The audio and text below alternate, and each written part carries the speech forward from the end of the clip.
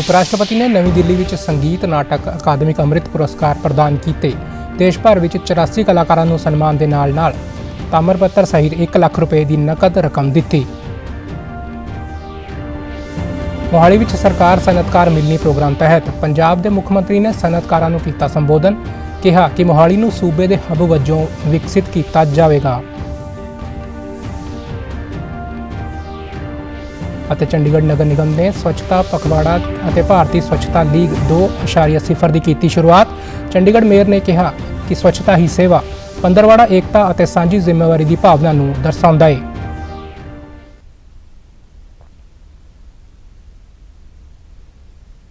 नमस्कार, खबरों के इस बुलेटिन में तुहाडा स्वागत है। मैं हाँ चंदन शर्मा ते हुण खबरां विस्तार नाल।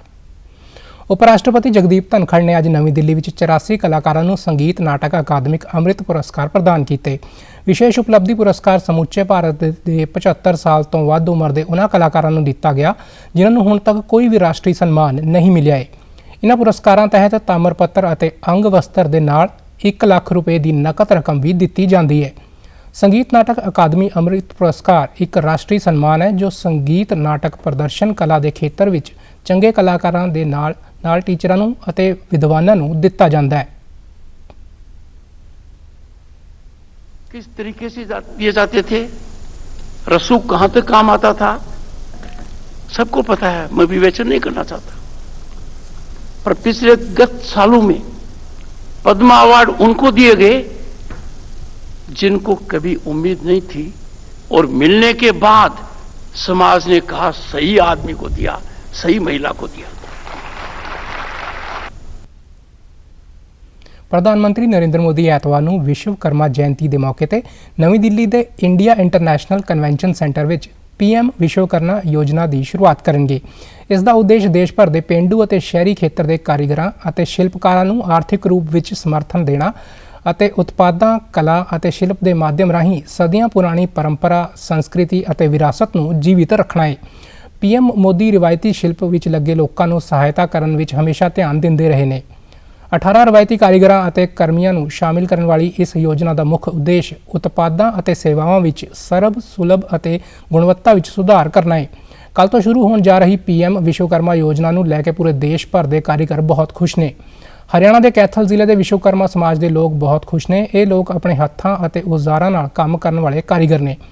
कारीगर और शिल्पकारों ने इस योजना की प्रशंसा करते हुए कहा कि पहली बार किसी प्रधानमंत्री ने विश्वकर्मा समाज के कारीगर को सम्मान दे के लाभ पहुँचाने की योजना बनाई है। उनके बारे में अच्छी सोच है। ये लोग 90% जो है ना हमारे काम धंधे पर डिपेंड है। कोई मकान बनाता है, कोई लकड़ी काम करता है, कोई लोहे का काम करता है, कुत्ता काम। तो इन्होंने जो विश्वकर्मा जी के बारे में विश्वकर्मा समाज कल्याण योजना जो शुरू की है, इसके लिए हम इनका धन्यवाद करते हैं। और ये अच्छी सोच है, इससे युवाओं को रोजगार भी मिलेगा। प्रधानमंत्री जी का धन्यवाद है जी। और जो बेरोजगार है उसका काम कर ले, अपना काम जमाओ और काम करने के लिए योजना काम मिलेगा सबने, सबके लिए धन्यवाद है जी उनका। है रोजगार में भी कमी उधार ले आ सके जी, है जो भी कमी दिखता है मिस्त्री ने छोटे। हमें बहुत खुशी है कि यहाँ प्रधानमंत्री विश्वकर्मा योजना से लाभ होगा बहुत। 3 लाख का 5% पे ब्याज पे लोन मिलेगा और 15,000 रुपये हमको टूल खरीदने के लिए दिए जाएंगे। हमें बहुत खुशी है कि प्रधानमंत्री जी ने ये योजना शुरू की है, तो है अपने बच्चों को पढ़ा सकते हैं, अच्छा कारोबार कर सकते हैं शुरू।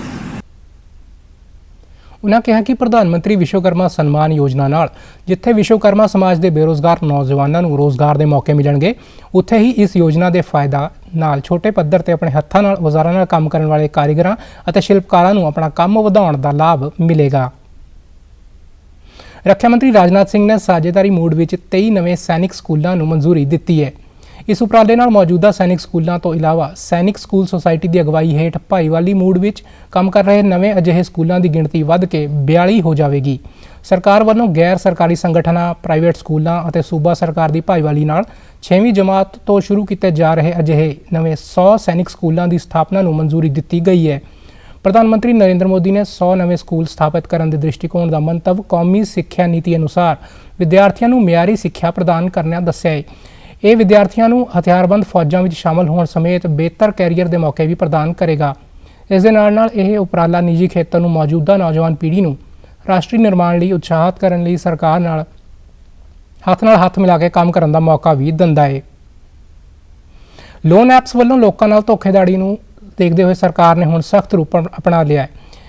ਕੇਂਦਰੀ ਇਲੈਕਟ੍ਰੋਨਿਕ ਅਤੇ ਸੂਚਨਾ ਤਕਨਾਲੋਜੀ ਰਾਜ ਮੰਤਰੀ ਰਾਜੀਵ ਚੰਦਰ ਸ਼ੇਖਰ ਨੇ ਦੱਸਿਆ ਕਿ ਇਸ ਨੂੰ ਲੈ ਕੇ ਗੂਗਲ ਅਤੇ ਐਪਲ ਨੂੰ ਵੀ ਜ਼ਰੂਰੀ ਸਲਾਹ ਦਿੱਤੀ ਗਈ ਹੈ। ਇਹਨਾਂ ਨੂੰ ਦੱਸਿਆ ਗਿਆ ਹੈ ਕਿ ਅਸੁਰੱਖਿਅਤ ਐਪਲੀਕੇਸ਼ਨ ਜਾਂ ਗੈਰ ਕਾਨੂੰਨੀ ਐਪਲੀਕੇਸ਼ਨ ਨੂੰ ਥਾਂ ਨਾ ਦੇਣ। ਇਸ ਸੰਬੰਧ ਵਿੱਚ ਭਾਰਤੀ ਰਿਜ਼ਰਵ ਬੈਂਕ ਨਾਲ ਛੇਤੀ ਹੀ ਵਿਚਾਰ ਵਟਾਂਦਰਾ ਕੀਤਾ ਜਾਵੇਗਾ। The Apple App Store has many apps that are used by Indians and Indian citizens for different applications, and there is certainly one set of apps that we have been tracking, which are loan apps, and just about 6 to 8 months ago, MeitY and the Home Ministry combined took down and blocked about 120 odd loan apps that were illegally operating in India. We have issued an advisory to to both Google and to Apple that they must not onboard unsafe apps or illegal apps, because it is our government's objective and mission to keep the internet safe and trusted for all digital Nagrik. Mohali ਵਿੱਚ ਸਰਕਾਰ ਸਨਅਤਕਾਰ ਮਿਲਣੀ programme ਕਰਵਾਇਆ ਗਿਆ, ਜਿਸ ਵਿੱਚ ਪੰਜਾਬ ਦੇ ਮੁੱਖ ਮੰਤਰੀ ਭਗਵੰਤ ਮਾਨ ਨੇ ਸਨਅਤਕਾਰਾਂ ਨੂੰ ਸੰਬੋਧਨ ਕੀਤਾ। ਉਹਨਾਂ ਕਿਹਾ ਕਿ ਮੋਹਾਲੀ ਨੂੰ ਸੂਬੇ ਦੇ ਹੱਬ ਵਜੋਂ ਵਿਕਸਿਤ ਕੀਤਾ ਜਾਵੇਗਾ। ਸੂਬਾ ਸਰਕਾਰ ਮੋਹਾਲੀ ਦੇ ਸਰਬਪੱਖੀ ਵਿਕਾਸ ਲਈ ਵਚਨਬੱਧ ਹੈ ਤਾਂ ਜੋ ਉੱਥੇ ਵੱਧ ਤੋਂ ਵੱਧ ਨਿਵੇਸ਼ ਲਿਆਂਦਾ ਜਾ ਸਕੇ। ਉਹਨਾਂ ਕਿਹਾ ਕਿ ਅਸੀਂ ਅਤੀ ਆਧੁਨਿਕ ਸਹੂਲਤਾਂ ਨਾਲ ਲੈਸ ਮੋਹਾਲੀ ਸ਼ਹਿਰ ਵਿੱਚ ਸੂਬੇ ਦੇ ਉਦਯੋਗਿਕ ਧੁਰੇ ਵਜੋਂ ਵਿਕਸਿਤ ਹੋਣ ਦੀ ਵੱਡੀ ਸੰਭਾਵਨਾ ਹੈ। ਉਦਯੋਗਪਤੀਆਂ ਨੂੰ ਵੱਡੀ ਰਾਹਤ ਦਿੰਦਿਆਂ ਉਹਨਾਂ ਕਿਹਾ ਕਿ ਉਦਮੀਆਂ ਨੂੰ ਉਹਨਾਂ ਦੇ ਉਦਯੋਗਿਕ ਪਲਾਟਾਂ ਤੇ ਉਸਾਰੀ ਲਈ 1 ਸਾਲ ਦਾ ਵਾਅਦਾ ਦੇਣ ਦਾ ਐਲਾਨ ਵੀ ਕੀਤਾ। ਉਹਨਾਂ ਕਿਹਾ ਕਿ ਸੂਬਾ ਸਰਕਾਰ ਵੱਲੋਂ ਉਦਯੋਗਪਤੀ ਦੀ ਸਹੂਲਤ ਲਈ ਪਹਿਲਾਂ ਹੀ ਇੱਕ ਸਮਰਪਿਤ ਸਿੰਗਲ ਵਿੰਡੋ ਪ੍ਰਣਾਲੀ ਸ਼ੁਰੂ ਕੀਤੀ ਗਈ ਹੈ। ਬਹੁਤ ਵਧੀਆ ਬਣਾ ਲਾਂਗੇ, ਸਭ ਕੁਝ ਹੈਗਾ। ਮਿਹਨਤੀ ਕੌਮ ਹੈ, ਉਪਜਾਊ ਧਰਤੀ ਹੈ, ਸਾਡੇ ਕੋਲੇ ਲੋਕ ਜਿਹੜੇ ਨੇ ਉਹ ਬਹੁਤ ਡੈਡੀਕੇਟਡ ਨੇ। ਸਾਨੂੰ ਗੁਰੂਆਂ ਦੀ ਬਖਸ਼ਿਸ਼ ਹੈ, ਇਸ ਧਰਤੀ ਨੂੰ ਬਰਕਤ ਹੈ। ਮੈਂ ਹਮੇਸ਼ਾ ਕਹਿਣਾ ਹੁੰਦਾ, ਜੇ ਕੋਈ ਇੰਡਸਟਰੀਲਿਸਟ ਇੱਥੇ ਆਉਣਾ ਚਾਹੁੰਦਾ ਤਾਂ ਹੋਰ ਕੁਝ ਹੋਵੇ ਨਾ ਹੋਵੇ, ਇੱਥੇ ਘਾਟਾ ਨਹੀਂ ਪੈਂਦਾ ਜੀ। ਇਹ ਧਰਤੀ ਇੰਨੀ ਬਰਕਤ ਵਾਲੀ ਹੈ, ਇੱਥੋਂ ਕੋਈ ਘਾਟਾ ਖਾ ਕੇ ਨਹੀਂ ਜਾਂਦਾ। ਸੋ ਇਸ ਕਰਕੇ ਅੱਜ ਜੋ ਵੀ ਅਨਾਉਂਸਮੈਂਟਾਂ ਹੋਈਆਂ ਨੇ ਉਹ ਤੁਹਾਡੇ ਹੱਕ ਦੀਆਂ ਨੇ। ਹੋਰ ਵੀ ਇਸ ਤਰ੍ਹਾਂ ਦੇ 3-3 4-4 ਮਹੀਨਿਆਂ ਬਾਅਦ ਇਸ ਤਰ੍ਹਾਂ ਦੇ ਮਿਲਣੀਆਂ ਆਪਾਂ ਕਰਦੇ ਰਿਹਾ ਕਰਾਂਗੇ, ਜਿਸ ਤਰ੍ਹਾਂ ਕਿਹਾ ਗਿਆ। ਮੁੱਖ ਮੰਤਰੀ ਨੇ ਕਿਹਾ ਕਿ ਸਰਕਾਰ ਸਨਅਤਕਾਰ ਮਿਲਣੀ ਦਾ ਉਦੇਸ਼ ਉਦਯੋਗ ਜਗਤ ਦੇ ਆਗੂਆਂ ਨਾਲ ਸਿੱਧੀ ਗੱਲਬਾਤ ਨੂੰ ਯਕੀਨੀ ਬਣਾਉਣਾ ਹੈ ਤਾਂ ਜੋ ਉਹਨਾਂ ਦੀਆਂ ਜ਼ਰੂਰਤਾਂ ਨੂੰ ਸਮਝ ਕੇ ਉਸ ਅਨੁਸਾਰ ਕੰਮ ਕੀਤਾ ਜਾ ਸਕੇ। ਸੂਬੇ ਭਰ ਦੇ ਫੋਕਲ ਪੁਆਇੰਟਾਂ ਨੂੰ ਮਾਡਲ ਉਦਯੋਗਿਕ ਹੱਬ ਵਜੋਂ ਵਿਕਸਿਤ ਕਰਨ ਤੇ ਜ਼ੋਰ ਦਿੰਦਿਆਂ ਉਹਨਾਂ ਕਿਹਾ ਕਿ ਸੂਬਾ ਸਰਕਾਰ ਨੇ ਇਸ ਮੰਤਵ ਲਈ ਪਹਿਲਾਂ ਹੀ ਰਾਹ ਪੱਧਰਾ ਕਰ ਦਿੱਤਾ ਹੈ। ਉਹਨਾਂ ਕਿਹਾ ਕਿ ਸੂਬਾ ਸਰਕਾਰ ਹੁਨਰ ਦੀ ਹਿਜਰਤ ਦੇ ਰੁਝਾਨ ਨੂੰ ਠੱਲ ਪਾਉਣ ਲਈ ਨੌਜਵਾਨਾਂ ਨੂੰ ਵੱਧ ਤੋਂ ਵੱਧ ਰੋਜ਼ਗਾਰ ਦੇ ਮੌਕੇ ਪ੍ਰਦਾਨ ਕਰਨਾ ਚਾਹੁੰਦੀ ਹੈ। ਮੁੱਖ ਮੰਤਰੀ ਨੇ ਉਦਯੋਗਪਤੀਆਂ ਨਾਲ ਵਿਚਾਰ ਵਟਾਂਦਰਾ ਕੀਤਾ ਅਤੇ ਮੌਕੇ ਤੇ ਹੀ ਅਧਿਕਾਰੀਆਂ ਨੂੰ ਉਹਨਾਂ ਦੀਆਂ ਸਮੱਸਿਆਵਾਂ ਨੂੰ ਹੱਲ ਕਰਨ ਦੇ ਹੁਕਮ ਦਿੱਤੇ। ਹਰਿਆਣਾ ਦੇ ਮੁੱਖ ਮੰਤਰੀ ਮਨੋਹਰ ਲਾਲ ਨੇ ਚੰਡੀਗੜ੍ਹ ਵਿੱਚ ਪ੍ਰਸ਼ਾਸਨਿਕ ਸਕੱਤਰਾਂ ਨਾਲ ਜਨ ਸੰਵਾਦ ਪੋਰਟਲ ਬਾਰੇ ਸਮੀਖਿਆ ਮੀਟਿੰਗ ਕੀਤੀ। ਉਹਨਾਂ ਕਿਹਾ ਕਿ ਸਰਕਾਰ ਦਾ ਕੰਮ ਨੀਤੀ ਬਣਾਉਣਾ ਹੈ, ਪਰ ਇਸ ਨੂੰ ਲਾਗੂ ਕਰਨਾ ਅਧਿਕਾਰੀਆਂ ਦੀ ਜ਼ਿੰਮੇਵਾਰੀ ਹੈ। ਉਹਨਾਂ ਕਿਹਾ ਕਿ ਨਾਗਰਿਕਾਂ ਦੀਆਂ ਸਮੱਸਿਆਵਾਂ ਅਤੇ ਮੰਗਾਂ ਦਾ ਹੱਲ ਯਕੀਨੀ ਬਣਾਉਣਾ ਸੂਬਾ ਸਰਕਾਰ ਦੀ ਪਹਿਲੀ ਤਰਜੀਹ ਹੈ। ਇਸ ਲਈ ਪ੍ਰਸ਼ਾਸਨਿਕ ਅਧਿਕਾਰੀਆਂ ਨੂੰ ਜਨਤਾ ਦੀਆਂ ਸ਼ਿਕਾਇਤਾਂ ਤੇ ਗੰਭੀਰਤਾ ਨਾਲ ਕੰਮ ਕਰਨਾ ਚਾਹੀਦਾ ਹੈ। ਸਰਕਾਰ ਦਾ ਇੱਕੋ ਇੱਕ ਉਦੇਸ਼ ਲੋਕ ਹਿੱਤ ਲਈ ਕੰਮ ਕਰਨਾ ਹੈ। ਮੁੱਖ ਮੰਤਰੀ ਦੇ ਵਧੀਕ ਮੁੱਖ ਸਕੱਤਰ ਅਤੇ ਸੂਚਨਾ ਲੋਕ ਸੰਪਰਕ ਵਿਭਾਗ ਅਤੇ ਭਾਸ਼ਾ ਸੱਭਿਆਚਾਰ ਵਿਭਾਗ ਦੇ ਡਾਇਰੈਕਟਰ ਅਮਿਤ ਅਗਰਵਾਲ ਨੇ ਮੁੱਖ ਮੰਤਰੀ ਨੂੰ ਦੱਸਿਆ ਕਿ ਹੁਣ ਤੱਕ ਪੋਰਟਲ ਤੇ 21,000 ਸ਼ਿਕਾਇਤਾਂ ਦਰਜ ਕੀਤੀਆਂ ਗਈਆਂ ਨੇ, ਜਿਨ੍ਹਾਂ ਵਿੱਚੋਂ 14,543 ਰਿਪੋਰਟਾਂ ਵੱਖ-ਵੱਖ ਵਿਭਾਗਾਂ ਵੱਲੋਂ ਅਗੇਤੀ ਕਾਰਵਾਈ ਲਈ ਫੀਲਡ ਅਧਿਕਾਰੀਆਂ ਨੂੰ ਭੇਜ ਦਿੱਤੀਆਂ ਗਈਆਂ ਨੇ, ਜਿਨ੍ਹਾਂ ਵਿੱਚੋਂ 10,763 ਰਿਪੋਰਟਾਂ ਤੇ ਕੰਮ ਚੱਲ ਰਿਹਾ ਹੈ ਅਤੇ 2,245 ਸ਼ਿਕਾਇਤਾਂ ਦਾ ਨਿਪਟਾਰਾ ਕੀਤਾ ਜਾ ਚੁੱਕਾ ਹੈ। ਹਰਿਆਣਾ ਦੇ ਮੁੱਖ ਸਕੱਤਰ ਸੰਜੀਵ ਕੌਸ਼ਲ ਨੇ ਮੇਰੀ ਮਾਟੀ ਮੇਰਾ ਦੇਸ਼ ਮੁਹਿੰਮ ਦੇ ਸੰਬੰਧ ਵਿੱਚ ਆਯੋਜਿਤ ਮੀਟਿੰਗ ਦੀ ਪ੍ਰਧਾਨਗੀ ਕੀਤੀ।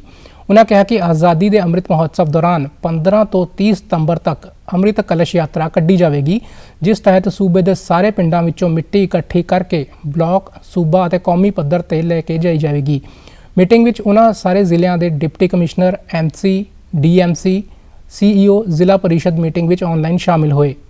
ਇਸ ਮੌਕੇ ਮੁੱਖ ਸਕੱਤਰ ਨੇ ਦੱਸਿਆ ਕਿ ਅੰਮ੍ਰਿਤ ਕਲਸ਼ ਯਾਤਰਾ ਦੌਰਾਨ ਮਿੱਟੀ ਦੀ ਯਾਤਰਾ 4 ਪੜਾਵਾਂ ਵਿੱਚ ਸਾਰੇ ਪਿੰਡ, ਨਗਰ ਕੌਂਸਲ ਅਤੇ ਨਗਰ ਨਿਗਮਾਂ ਦੇ ਸਾਰੇ ਵਾਰਡਾਂ ਤੋਂ ਸ਼ੁਰੂ ਕੀਤੀ ਜਾਵੇਗੀ।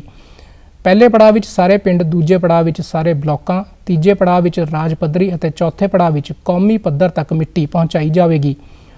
ਉਨ੍ਹਾਂ ਕਿਹਾ ਕਿ ਇਹ ਦੇਸ਼ ਅਤੇ ਸੂਬੇ ਦੇ ਸੱਭਿਆਚਾਰ ਅਤੇ ਸਨਮਾਨ ਦਾ ਪ੍ਰਤੀਕ ਹੈ। ਇਸ ਲਈ ਜਸ਼ਨ ਵਜੋਂ ਢੋਲ ਅਤੇ ਹੋਰ ਸਾਜ਼ਾਂ ਨਾਲ ਯਾਤਰਾ ਕੱਢੀ ਜਾਵੇਗੀ। ਇਸ ਤੋਂ ਇਲਾਵਾ ਮੁੱਖ ਸਕੱਤਰ ਨੇ ਚੰਡੀਗੜ੍ਹ ਵਿੱਚ ICJS CCTNS ਦੇ ਲਾਗੂ ਹੋਣ ਦੀ ਸਥਿਤੀ ਦੀ ਸਮੀਖਿਆ ਕਰਨ ਲਈ ਮੀਟਿੰਗ ਕੀਤੀ। ਉਨ੍ਹਾਂ ਕਿਹਾ ਕਿ ਕੇਸਾਂ ਦੀ ਟਰੈਕਿੰਗ ਅਤੇ ਪ੍ਰਭਾਵੀ ਨਿਗਰਾਨੀ ਲਈ ICJS ਵਿੱਚ ਡਾਟਾ ਨੂੰ ਸਮੇਂ ਸਿਰ ਤੇ ਜਮ੍ਹਾਂ ਕਰਵਾਉਣਾ ਜ਼ਰੂਰੀ ਹੈ। ਇਸ ਨੂੰ ਯਕੀਨੀ ਬਣਾਉਣ ਲਈ ਹੁਕਮ ਦਿੱਤੇ। ਉਨ੍ਹਾਂ ਕਿਹਾ ਕਿ ਡਿਪਟੀ ਕਮਿਸ਼ਨਰ ਦਫ਼ਤਰ ਇਸ ਦੀ ਸਹੂਲਤ ਲਈ ਜ਼ਿਲ੍ਹਾ ਅਟਾਰਨੀ ਨੂੰ ਮੈਨ ਪਾਵਰ ਮੁਹੱਈਆ ਕਰਵਾਵੇਗਾ। ਉਨ੍ਹਾਂ ਲੌਗਇਨ ਪ੍ਰਮਾਣ ਪੱਤਰਾਂ ਦੀ ਮਦਦ ਲਈ ਨੈਸ਼ਨਲ ਕ੍ਰਾਈਮ ਰਿਕਾਰਡ ਬਿਊਰੋ ਦੀਆਂ ਬੇਨਤੀਆਂ ਤੇ ਤੇਜ਼ੀ ਨਾਲ ਕਾਰਵਾਈ ਕਰਨ ਦੀ ਮਹੱਤਤਾ ਤੇ ਵੀ ਜ਼ੋਰ ਦਿੱਤਾ। ਚੰਡੀਗੜ੍ਹ ਨਗਰ ਨਿਗਮ ਨੇ ਸਵੱਛਤਾ ਪਖਵਾੜਾ ਅਤੇ ਭਾਰਤੀ ਸਵੱਛਤਾ ਲਈ 2.0 ਦੀ ਸ਼ੁਰੂਆਤ ਕੀਤੀ। ਸ਼ਹਿਰ ਦੇ ਨਾਗਰਿਕਾਂ ਨੂੰ ਵੱਖ-ਵੱਖ ਸਥਾਈ ਗਤੀਵਿਧੀਆਂ 'ਚ ਸ਼ਾਮਿਲ ਕਰਵਾ ਕੇ ਇੱਕ ਸਵੱਛ ਅਤੇ ਸਿਹਤਮੰਦ ਵਾਤਾਵਰਣ ਸਿਰਜਣ ਦੇ ਮਕਸਦ ਨਾਲ ਨਗਰ ਨਿਗਮ ਚੰਡੀਗੜ੍ਹ ਨੇ ਸਵੱਛਤਾ ਪਖਵਾੜਾ ਦੌਰਾਨ ਸੈਕਟਰ 17 ਦੇ ਪਲਾਜ਼ਾ ਜਸ਼ਨ ਸਵੱਛਤਾ ਇੱਕ ਫਲੈਸ਼ ਮੌਬ ਦੀ ਮੇਜ਼ਬਾਨੀ ਕੀਤੀ। ਚੰਡੀਗੜ੍ਹ ਨਗਰ ਨਿਗਮ ਦੇ ਮੇਅਰ ਅਨੂਪ ਗੁਪਤਾ ਨੇ ਫਲੈਸ਼ ਮੌਬ ਰਾਹੀਂ 15 ਦਿਨਾਂ ਦੀ ਗਤੀਵਿਧੀਆਂ ਦੀ ਮੁਹਿੰਮ ਦੀ ਸ਼ੁਰੂਆਤ ਕੀਤੀ, ਜਿਸ ਦੌਰਾਨ ਵੱਖ-ਵੱਖ ਕਾਲਜਾਂ ਅਤੇ ਸਕੂਲਾਂ ਦੇ 250 ਵਿਦਿਆਰਥੀਆਂ ਨੇ ਭਾਗ ਲਿਆ। ਉਨ੍ਹਾਂ ਕਿਹਾ ਕਿ ਸਵੱਛਤਾ ਹੀ ਸੇਵਾ, ਪੰਦਰਵਾੜਾ, ਏਕਤਾ ਅਤੇ ਸਾਂਝੀ ਜ਼ਿੰਮੇਵਾਰੀ ਦੀ ਭਾਵਨਾ ਨੂੰ ਦਰਸਾਉਂਦਾ ਹੈ। ਉਨ੍ਹਾਂ ਨਾਗਰਿਕਾਂ ਨੂੰ ਕੂੜੇ ਦੀ ਰੀਸਾਈਕਲਿੰਗ ਅਤੇ ਸਹੀ ਨਿਪਟਾਰੇ ਲਈ ਯਤਨ ਕਰਨ ਦੀ अपील की। इस बार 2.0 है, इसके अंदर हमें अलग अलग लोगों को जागरूक करना है, बच्चों को जागरूक करना है, फ्लैश मॉब और अलग अलग ह्यूमन चेन बनाकर, और अलग अलग इसमें अगले 10 दिन तक हमारे अभियान चलते रहेंगे। अभी इसी तरह हमारी शुरुआत है और कल को शायद हमारी ह्यूमन चेन है रोज़ गार्डन में, तो इसी तरह के अभियान है। जनरल मैसेज यही देना चाहते हैं कि लोग अपने शहर के प्रति और उनको अपना शहर के प्रति जागरूक हों कि हमारा शहर ही हमारा अपना शहर है, जिसको हमने साफ सुथरा रखना है। आपने देखा होना कि पिछले 1.5 साल के अंदर कितना वो कम हो गया, और मेरे हिसाब से अगले इस जनवरी तक वो पूरा खत्म हो जाएगा। नगर निगम कमिश्नर रणनंदिता मित्रा ने स्वच्छता पखवाड़ा 2023 पहलकदमी ਅਤੇ आगामी इंडियन स्वच्छ लीग ਲਈ ਆਪਣਾ ਉਤਸ਼ਾਹ ਜ਼ਾਹਰ ਕੀਤਾ ਤੇ ਕਿਹਾ ਕਿ ਸਵੱਛਤਾ ਪਖਵਾੜਾ 2023 ਇੱਕ ਸਵੱਛ ਅਤੇ ਸਿਹਤਮੰਦ ਵਾਤਾਵਰਣ ਸਿਰਜਣ ਲਈ ਇੱਕ ਮਹੱਤਵਪੂਰਨ ਕਦਮ ਹੈ। ਉਨ੍ਹਾਂ ਸਿਟੀਜ਼ਨਾਂ ਨੂੰ ਪੂਰਾ ਮੁਕਤ ਭਾਰਤ ਦੇ ਰੂਪ ਵਿੱਚ ਕੰਮ ਕਰਨ ਲਈ ਉਤਸ਼ਾਹਿਤ ਕੀਤਾ ਅਤੇ ਸਾਰੇ ਨਾਗਰਿਕਾਂ ਨੂੰ ਸਵੱਛਤਾ ਪਖਵਾੜਾ 2023 ਵਿੱਚ ਹਿੱਸਾ ਲੈਣ ਲਈ ਸੱਦਾ ਦਿੱਤਾ। ਅਸੀਂ ਚੰਡੀਗੜ੍ਹ ਨੂੰ ਦੇਸ਼ ਦੇ ਵਿੱਚ ਬਾਕੀ ਸਾਰੀ ਪੈਰਾਮੀਟਰਸ ਦੇ ਤਰਜ਼ ਤੇ ਸਵੱਛਤਾ ਦੇ ਵਿੱਚ ਵੀ ਨੰਬਰ 1 ਲੈ ਕੇ ਆਉਣਾ ਚਾਹੁੰਦੇ ਆ। ਲੇਕਿਨ ਇਹ ਸਿਰਫ ਸਵੱਛ ਸਰਵੇਖਣ ਦੀ ਗੱਲ ਨਹੀਂ ਹੈ। ਸਾਨੂੰ ਸਾਰਿਆਂ ਨੂੰ ਲੋੜ ਹੈਗੀ, ਹਰੇਕ ਸਿਟੀਜ਼ਨ ਨੂੰ ਲੋੜ ਹੈਗੀ ਕਿ ਅਸੀਂ ਸਵੱਛਤਾ ਨੂੰ ਆਪਣੀ ਜ਼ਿੰਦਗੀ ਦਾ ਇੱਕ ਹਿੱਸਾ ਬਣਾ ਲਏ। ਜਿਵੇਂ ਅਸੀਂ ਆਪਣੇ ਘਰ ਨੂੰ ਸਾਫ਼ ਰੱਖਦੇ ਹਾਂ, ਉਵੇਂ ਹੀ ਅਸੀਂ ਆਪਣੇ ਸ਼ਹਿਰ ਨੂੰ, ਆਪਣੇ ਦੇਸ਼ ਨੂੰ ਸਵੱਛ ਰੱਖਣ ਦੀ ਜ਼ਿੰਮੇਵਾਰੀ ਲਈਏ। ਅਸੀਂ ਸਿੰਗਲ ਯੂਜ਼ ਪਲਾਸਟਿਕ ਦੀ ਵਰਤੋਂ ਜਿੱਥੇ ਤੱਕ ਸੰਭਵ ਹੈ ਉਹਨੂੰ ਨਾ ਕਰੀਏ। ਉਨ੍ਹਾਂ ਕਿਹਾ ਕਿ ਸਵੱਛਤਾ ਪਖਵਾੜਾ ਪਹਿਲਕਦਮੀ ਦੇ ਹਿੱਸੇ ਵਜੋਂ MC ਚੰਡੀਗੜ੍ਹ ਦੇ ਨਾਗਰਿਕਾਂ ਨੂੰ ਸਵੱਛਤਾ ਅਤੇ ਸਫਾਈ ਪ੍ਰਤੀ ਪ੍ਰੇਰਿਤ ਕਰਨ ਲਈ ਇੱਕ ਪ੍ਰੋਗਰਾਮ ਤਿਆਰ ਕੀਤਾ ਹੈ। ਤੇ ਹੁਣ ਖਬਰਾਂ ਫਟਾਫਟ।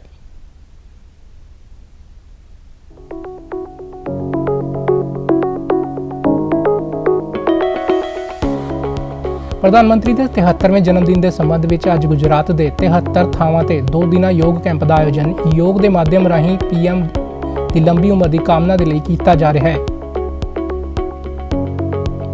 ਪੰਜਾਬ ਦੇ ਰਾਜਪਾਲ ਅਤੇ ਚੰਡੀਗੜ੍ਹ ਦੇ ਪ੍ਰਸ਼ਾਸਕ ਨੇ ਕਿਹਾ ਕਿ ਵੱਧਦੇ ਸ਼ਹਿਰੀਕਰਨ 'ਚ ਜ਼ਰੂਰੀ ਹੈ ਕਿ ਲੋਕਾਂ ਨੂੰ ਕਿਫਾਇਤੀ ਅਤੇ ਸੁਰੱਖਿਅਤ ਘਰ ਮਿਲਣ। ਹਰ ਸ਼ੁੱਕਰਵਾਰ ਡੇਂਗੂ ਤੇ ਵਾਰ ਮੁਹਿੰਮ ਜਾਰੀ ਰੱਖਦਿਆਂ ਪੰਜਾਬ ਦੇ ਸਿਹਤ ਮੰਤਰੀ ਨੇ ਮੋਹਾਲੀ ਵਿੱਚ ਘਰ-ਘਰ ਜਾ ਕੇ ਕੀਤੀ ਚੈਕਿੰਗ। ਡੇਂਗੂ ਦੇ ਕੇਸਾਂ ਵਿੱਚ ਕਮੀ ਆਉਣ ਦੇ ਬਾਵਜੂਦ ਲੋਕਾਂ ਨੂੰ ਸੁਚੇਤ ਰਹਿਣ ਦੀ ਲੋੜ। ਚੰਡੀਗੜ੍ਹ, ਪੰਜਾਬ ਅਤੇ ਹਰਿਆਣਾ ਵਿੱਚ ਭਾਰੀ ਮੀਂਹ ਦੀ ਸੰਭਾਵਨਾ। ਮੌਸਮ ਵਿਭਾਗ ਨੇ ਰਾਜਸਥਾਨ, ਮੱਧ ਪ੍ਰਦੇਸ਼, ਮਹਾਰਾਸ਼ਟਰ ਅਤੇ ਗੁਜਰਾਤ ਦੇ ਕੁਝ ਹਿੱਸਿਆਂ ਵਿੱਚ ਭਾਰੀ ਮੀਂਹ ਹੋਣ ਦੀ ਰੈੱਡ ਅਲਰਟ ਕੀਤੀ ਜਾਰੀ।